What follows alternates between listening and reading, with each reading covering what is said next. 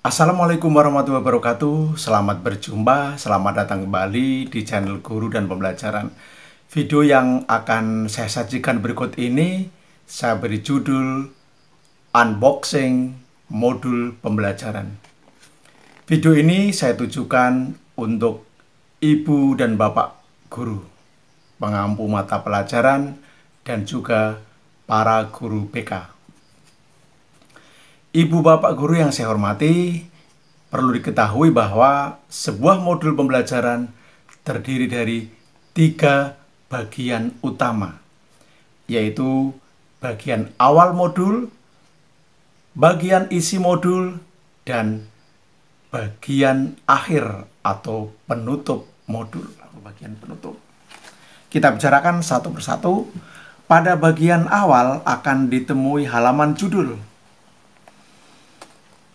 Di halaman cover, ibu bapak guru akan menemui judul modul tersebut. Nama mata pelajaran, ada materi pokoknya, juga peruntukannya. Jenjang satuan pendidikan, tingkat kelas, semester, tahun pelajaran. Tentu saja harus ada nama penulisnya dan nama satuan pendidikannya. Bisa nama sekolah atau nama madrasah. Berikutnya di yang kedua, ada lembar persetujuan dan pengesahan. Jadi modul yang dibuat itu harus disetujui dan disahkan oleh kepala satuan pendidikan, yaitu oleh kepala sekolah atau oleh kepala madrasah. Saya contohkan, lembar pengesahan modul SMP, mata pelajaran bahasa Indonesia. Ini mata pelajaran yang saya ambil.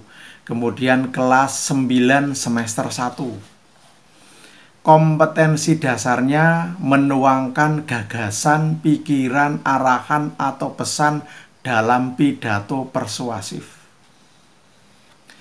Ini kebetulan memang 1 KD. Kalau memang ibu bapak membuat modul, sedangkan KD-nya sangatlah luas, bapak ibu bisa memotongnya menjadi sub KD. Nah, ini modulnya saya beri judul menyajikan pidato persuasif. Kemudian nanti ditulis namanya, NIP-nya, pangkat golongannya, jabatannya, unit kerja, dan alamat sekolah atau madrasahnya. Pada bagian akhir ada nama kepala sekolah atau kepala madrasah yang menandatangani modul tersebut. Bahwa modul tersebut telah disetujui dan telah disahkan oleh kepala satuan pendidikan. Yang ketiga, pada bagian awal, ibu bapak akan mendapatkan surat keterangan tugas mengajar. Jadi modul yang dibuat itu harus berhubungan, harus konsistensi dengan tugas mengajar ibu bapak di satuan pendidikan. Mungkin sekolah, mungkin madrasah. Jadi jelas di surat keterangan tugas mengajar tersebut menerangkan nama ibu bapak, guru, kemudian juga mata pelajarannya, dan rombongan belajar yang diampunya. Silakan dilengkapi dengan surat keterangan tugas mengajar tersebut. Yang keempat, surat keterangan perpustakaan sekolah. Surat ini menerangkan bahwa modul yang dibuat telah didokumentasikan di perpustakaan sekolah atau madrasah. Buktinya yaitu ada nomor agenda perpustakaan tersebut. Di sebelah kanan surat ini ditandatangani oleh kepala perpustakaan sekolah atau madrasah, diberi stempel perpustakaan, dan di sebelah kiri diketahui oleh kepala sekolah atau madrasah yang ada stempelnya pula. Yang kelima, ada kata pengantar. Nah, kata pengantar ini menerangkan bahwa modul tersebut menyajikan materi pokok apakah itu, kemudian jenjang sekolahnya, dan harapan semoga modulnya bermanfaat.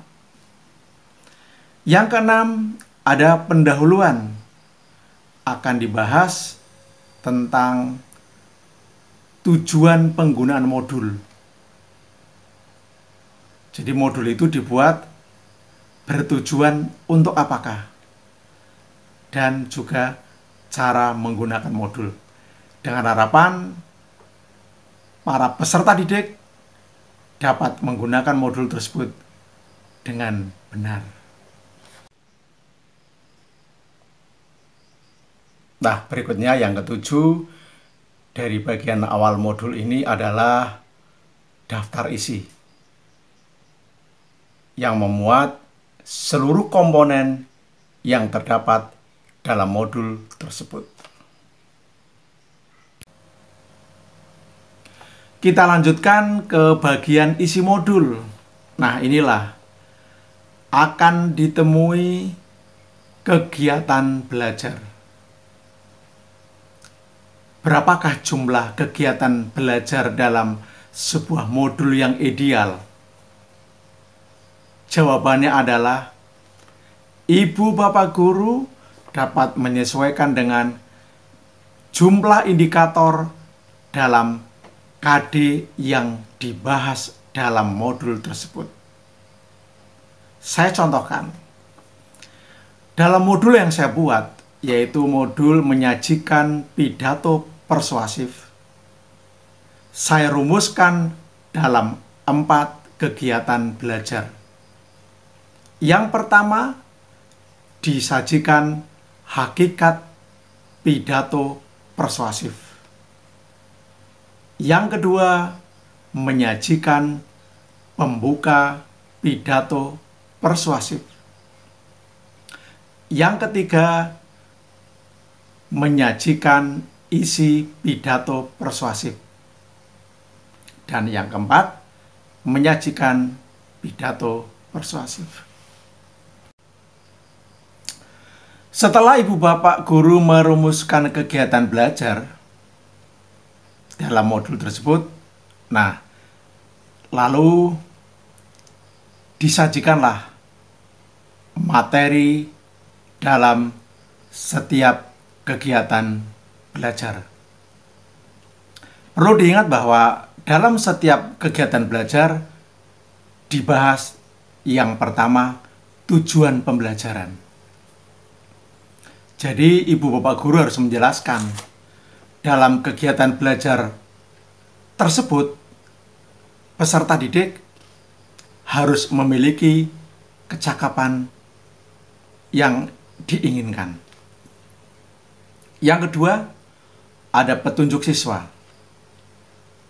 Di dalamnya dibahas tentang cara mempelajari materi pembelajaran dalam kegiatan belajar tersebut.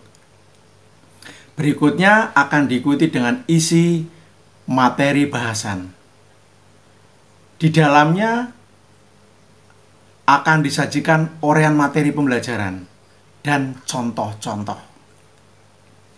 Yang keempat, ada lembar kerja siswa. Yang kelima, terdapat evaluasi dari satu kegiatan belajar. Dan tentu saja diakhiri dengan kunci jawaban. Jadi, sebuah kegiatan belajar dalam satu modul harus memiliki unsur tujuan pembelajaran, petunjuk siswa, isi materi bahasan yang di dalamnya disajikan uraian, materi, dan contoh-contoh. Ada lembar kerja siswa, ada evaluasinya, dan tentu saja ada kunci jawaban. Demikianlah.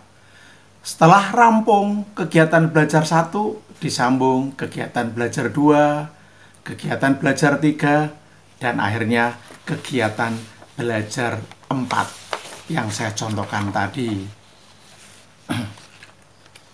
Berikutnya, pada bagian penutup atau bagian akhir modul, Bapak Ibu Guru akan menemui rangkuman. Jadi pada akhir modul ada rangkuman materinya. Materi yang dibahas dari kegiatan belajar 1 sampai kegiatan belajar 4. Disusul tes akhir modul. Sebuah evaluasi yang menyeluruh dari kegiatan belajar 1, 2, 3, 4. Nah, terus harus dilengkapi dengan kunci jawaban dan pedoman pensekoran dan penilaian. Harapannya, setelah siswa mengerjakan secara mandiri tes akhir modul dengan bersikap jujur, siswa sekaligus dapat mengoreksi jawabannya dan dapat mengetahui nilainya. Sehingga apabila ada kesalahan, siswa dapat mengulang kembali materi-materi yang belum dikuasai. Dan paling akhir tentu saja sebuah modul pembelajaran yang merupakan salah satu jenis publikasi ilmiah haruslah dilengkapi dengan daftar pustaka. Demikianlah Ibu Bapak Guru semuanya, semoga unboxing modul pembelajaran ini memberi manfaat dan kita bisa membuatnya. Terima kasih. Jangan lupa like, share, dan subscribe yang belum subscribe channel ini. Terima kasih. Wassalamualaikum warahmatullahi wabarakatuh.